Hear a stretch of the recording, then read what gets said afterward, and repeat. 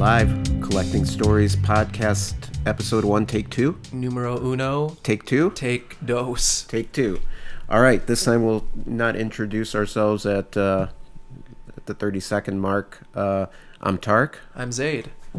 And this is episode 1 of the Collecting Stories podcast. Or is it stories about collecting? It's that, yes. Okay, that's the description of the podcast, is stories about collecting. But you can kind of get that from the title of the podcast. And should we explain that we're new to podcasting? I think they know that by now. Okay. And to collecting, are we new? You're not. No.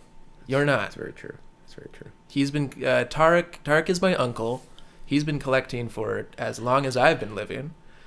Well, we were collecting Hot Wheels way back when. Way back, it was Hot Wheels. He got me into that. But this is not a podcast about that. No. This is a podcast about collecting. Mostly. Is it just about collecting? It could be. Okay. Why not? All right, but we're going to focus on cards right now. Yeah, right now we're sports cards. Sports cards. And we're together. We're usually not together. We don't live in the same town, but Zaid began collecting cards a year ago when I took him to a card show in Green Bay at the KI Center. And he is back again a year later. So can we call it a tradition? We can. Yeah, let's just go ahead and do it. I like it. Yeah, last year, my first ever experience. Wasn't really interested in cards, didn't know the value of them, didn't know if I would like them or not. But I decided to go with him. He seemed very excited about it, so went there, learned a ton, kind of, but was thrown in with the wolves, and I learned a ton during that time. And that's where I left. Remember, I bought that box of late 1990s basketball cards for like $60. I think that's the only thing I walked out with. And that Ken Griffey Jr., I think it was a Pacific from 1999. Those were the singles and you walked out with. Do you remember what you got at that show? Yeah, I did. I bought a few things. I actually had, I think, only $25 in my bank account. I went to the ATM, got a $20 bill to buy cards. I got some Peyton Manning early 2000s. Oh, yeah, cards you bought that for your friend, right? For my buddy Spencer.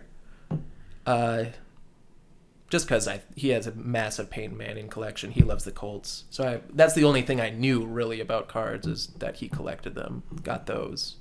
I don't think I got anything else for myself. And what, after you left that, let's turn this into a little question and answer session here. So after you left that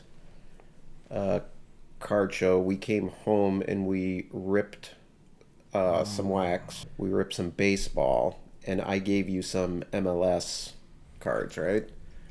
And you immediately enjoyed the MLS cards, I believe. I did. They were 2021 Topps Chrome MLS blaster boxes. I can't say that I knew all of the players from 2021, but he explained to me, Tarek explained to me, that these are the hits that you want to get. We should be excited about these. These are what refractors are. These are what serial numbered cards are. So I knew absolutely nothing. Well, you knew some of the players. You knew Ricardo Pepi. I knew Ricardo Pepi. Paxton Aronson is another rookie. Because you followed U.S. men's soccer. U.S. men's soccer. But so in addition to me kind of explaining serial numbered cards and refractors and base cards, I'm also a big set collector. I like to put together sets because I'm a little bit OCD, and you've seen me opening boxes. I have to sort as I'm opening packs, we found out that's different than what you do, is open them all. I open them all, and then afterwards I sort them all. And to each his own. To each his own. Maybe I'll have to slow down ripping while we rip together, just so we're at the same. We can rip at the same time. I feel like it makes. Well, part of it is, I'm not going to lie.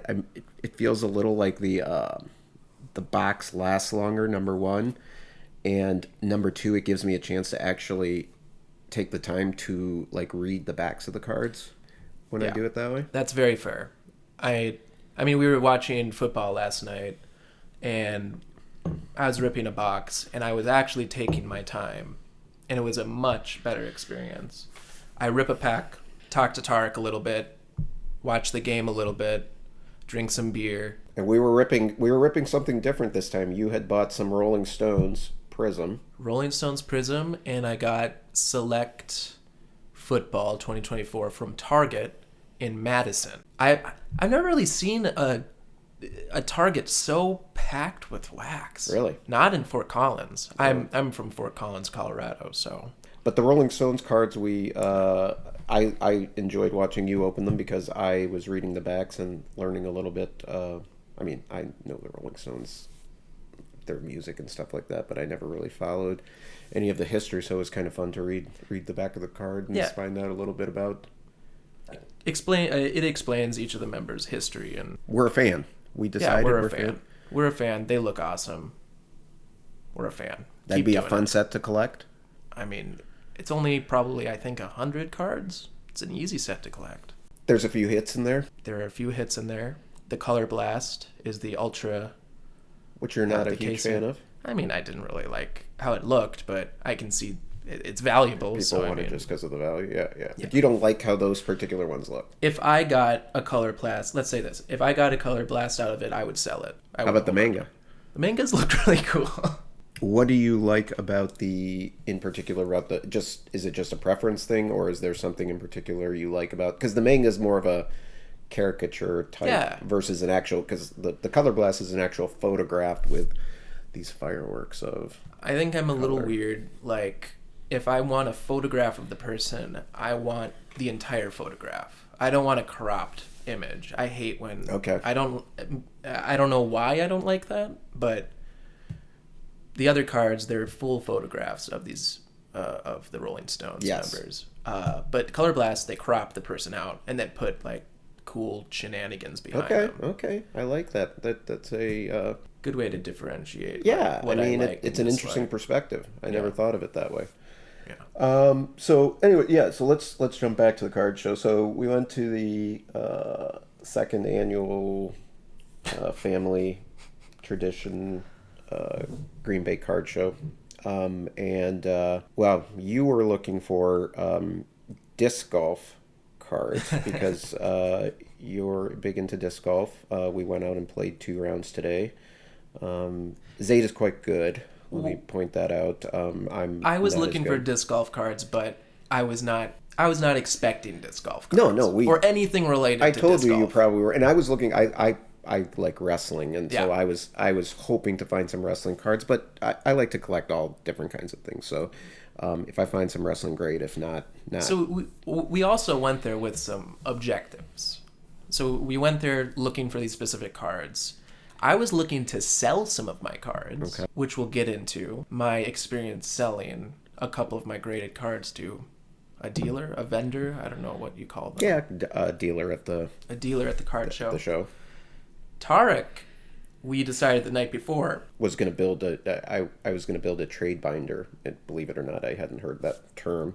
Although it seems pretty obvious that if I'm collecting, I should have heard the term. But I understood the concept, but Zayd explained it to me. He was going to help me do it. I organize my cards, certain ones that I want to take and trade or sell so that I can get some more items for my collection. Now, I've never done that.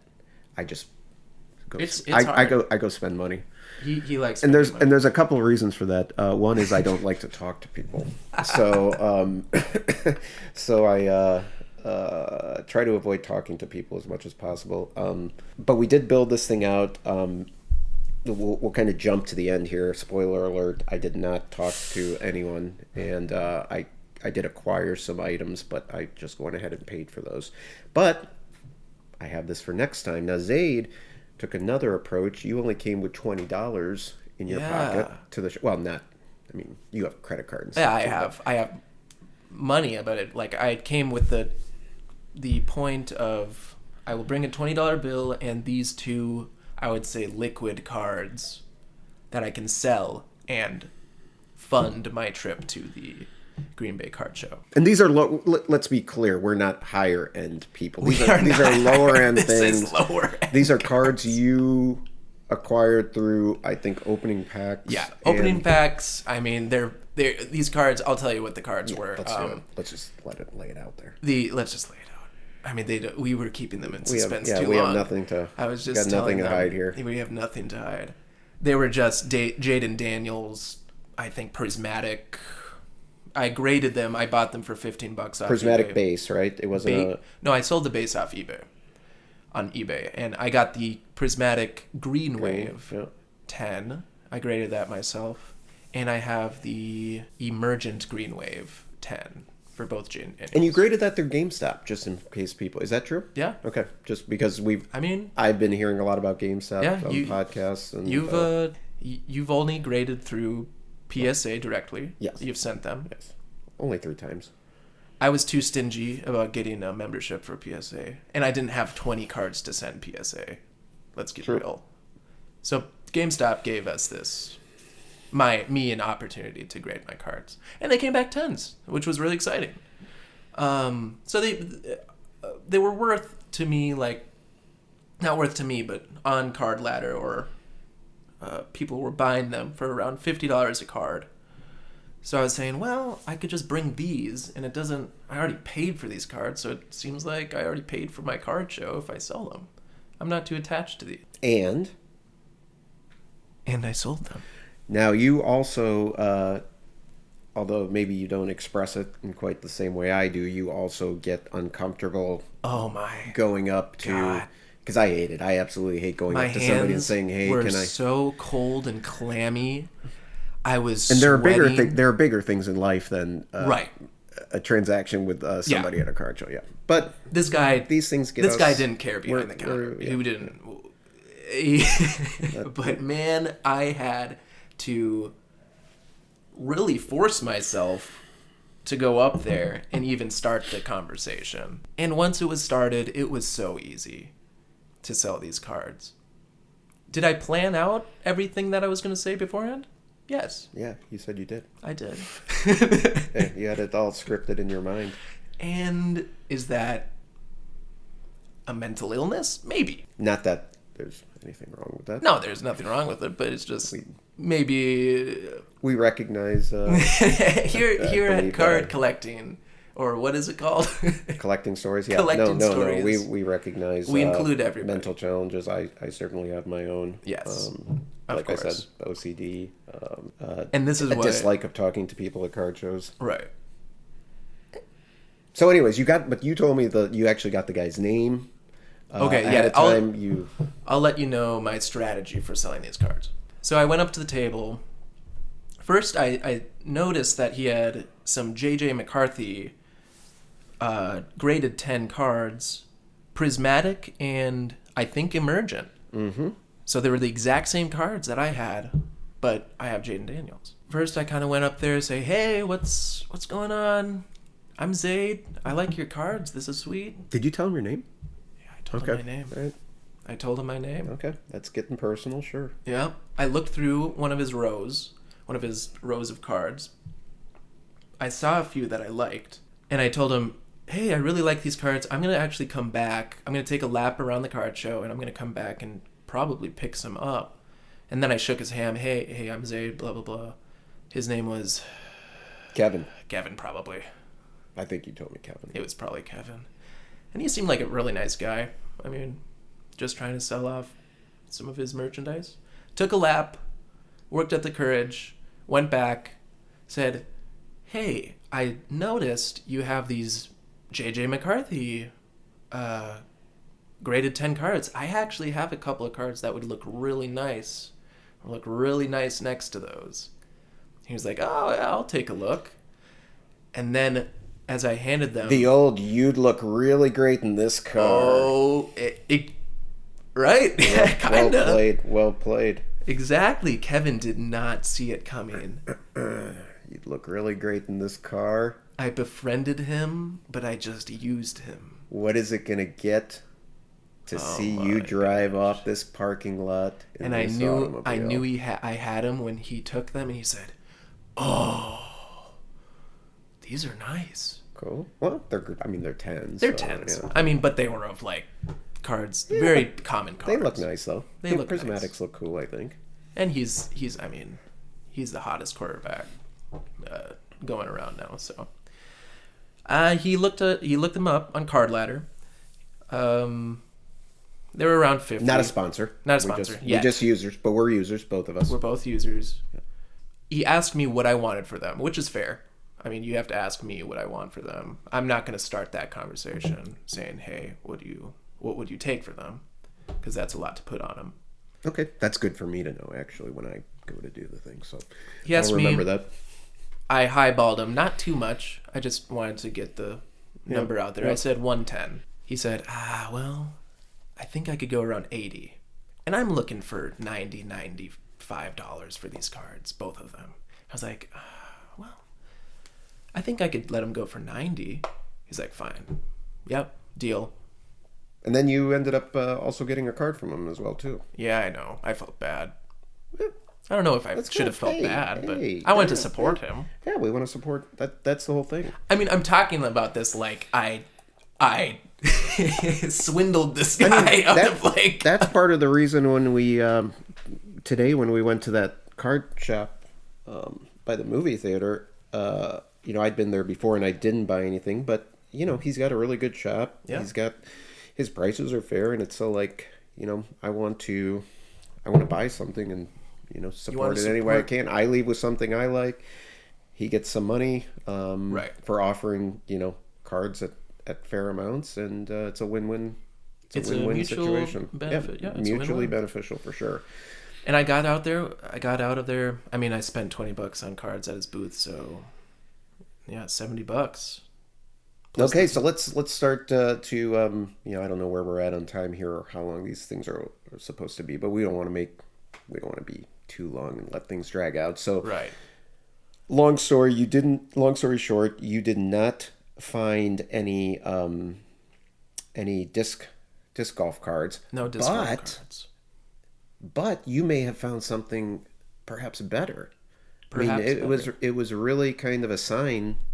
Let's talk about what you found. Well, in the back, last row. It was in the last row. Sorry, not in the back of the place, but there was a vendor and he had some signed disc golf discs. And I mean, we're at a card show. I was like, well, why are these here? I mean, sometimes you can see like signed jerseys or. He also had signed jerseys too. Oh, he had signed. Yeah, so he was He was more of a memorabilia booth, but he appreciated disc golf a lot. And he had a lot of, I mean, his discs were so cool. He buys the disc, goes to the event, gets them signed, sells them to me. So I picked up actually a Ken Climo. And who is Ken Climo? Ken Climo. He won a ton of world championships in, I think, the late 90s, early 2000s. I think it was 12. I could be wrong on that, just because it was before my time. But he's a legend in the sport. And then I got a cool Scott Stokely autographed Milwaukee custom stamp disc. And I got both of those for $80. $80 with the help from Tarek. Yes, he was ruminating for quite a long time, and I was standing there, and I could see the transaction about to fall through. I saw you flirting with leaving the table to think about it more, which would have led to nothing. So I said, look, if you close this now, I'll give you $20, and 20 of the 80. And and shouldn't an uncle do that for a nephew? Of course. So you left with those two discs. I told you afterwards that if you would not have left with those, you would have regretted it. If we would have driven back, left that card show without those, you would have been. I wouldn't have stopped talking about it. Probably. Yeah. I would still probably be talking about it right now. So that's great. So that was really, really cool. And then picked up a couple of other cards that I liked, just football or basketball. But you kind of got a card that you wouldn't normally have bought. It was a graded card. I always end up leaving a card show with a bunch of stuff that I never intended to buy. That's pretty much the story of my life here.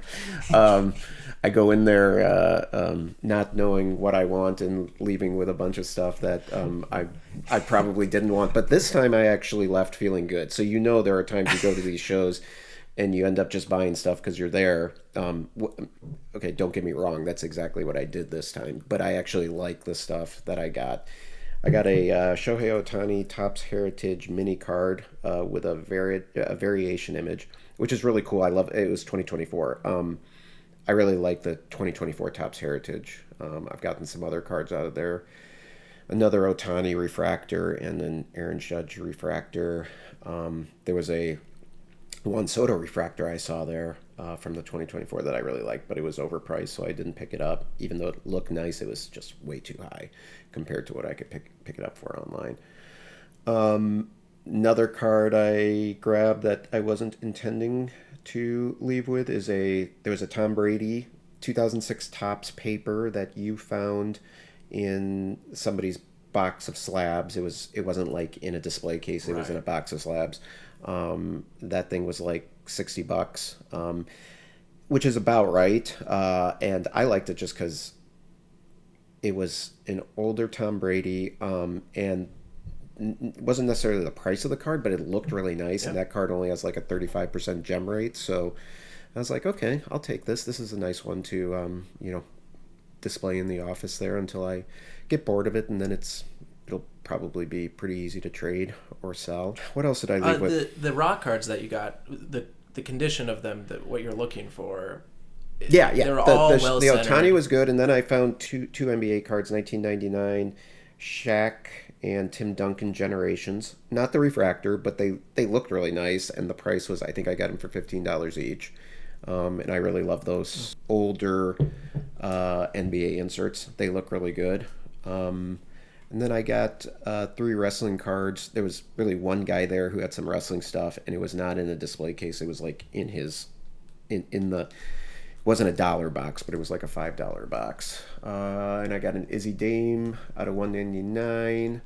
I got a John Cena Select out of 275, and I got a Sean Spears 2025 Chrome, which I haven't really been collecting, but this one looked cool. It was out of 199 and it was only $1. So I love Sean Spears, so picked him up. I've been also picking up some of his older stuff from WWE when he was Ty Dillinger. So any of the wrestling cards you're planning on sending in, or probably not. I mean, maybe I mean, all of them were good. I always try to get ones if they're way off center or something. I just won't bother, especially especially serial numbered to 199. It's just not worth it. You want a card that looks good, that you're happy with. Yeah, if you're going to get a high serial numbered card, or even, I mean, anything base for sure, but a high serial numbered card in the, anything above 50, for example, you want to get, or I mean, let's say even above 75 or 99. I want it to look good, but I mean, but if you get it like out of 5, you're kind of stuck with what you have, unless it's not a very popular. I mean, there's a little more if there's a card that I really wanted, and it was out of 5 and it was a little bit off centered. Sure, yeah, you don't have a lot. You can't get too picky with an out of 5. But if you really want it, you just have to put a lot more effort into finding the right one, I guess. Yeah, which would be hard since there's only 5 of them. It would be very hard since there are 5. So you're lucky if you see one. Right. But yeah, so that's what I left with. Did I leave with anything else? I can't remember. Did you buy any more disc golf discs at the card show? I didn't buy any in the first place. Yeah, it was just me. Although this other one, I mean, it looked like he had them priced right. It's just I wouldn't. Although I did. I was the one who volunteered an extra round today after I almost didn't commit to playing one round of disc golf. Right. I was pretty tired afterwards. We went to the local disc golf course, and I brought my discs from Fort Collins, and we played around, and his arm, he has trouble. You have trouble with your elbow I've been shoulder. Playing tennis, and I played tennis for a while now, and my elbow is starting to give me a lot of trouble. Plus, I had shoulder surgery a while back. But anyways, I bailed out of tennis for the week for a league I'm in, and instead went to play disc golf. The motion doesn't bother me as much. So felt good enough that we played another round. It was great exercise. Got really sweaty. Really sweaty. So we brought towels because we knew. Well, because I didn't want my car to have the stank, sweat all over it. The stank all over the forever. Anyway, so that was our weekend. That's our weekend. These are our stories for this first episode. Hopefully, we'll have more to share. Oh, there'll be more to share. We already have episodes lined up. Okay, then I won't say hopefully we have more to share. Hopefully they're interesting. There we go. Hopefully we'll get better, and yeah, everything will be more organized and flow better. Although I don't know about organization. I mean, no, these are just stories. This is just stories. Stories you can tell in a variety of different ways. Oh. Let's stop poo-pooing our podcast before the first episode comes out. We can poo-poo. I mean, you had an idea of just putting this episode 8. That's right. Yeah. That's right. I'll talk about that another time. Maybe we will make it episode 8, and then won't you be confused? And then episode 1 will be like the 12th episode we do, and it'll sound really good. But then this one will sound bad. But once we got you hooked, that opens up a whole basket of troubles I don't know if we want to deal with. So, anyways, and now this is Tarek and Zaid signing off.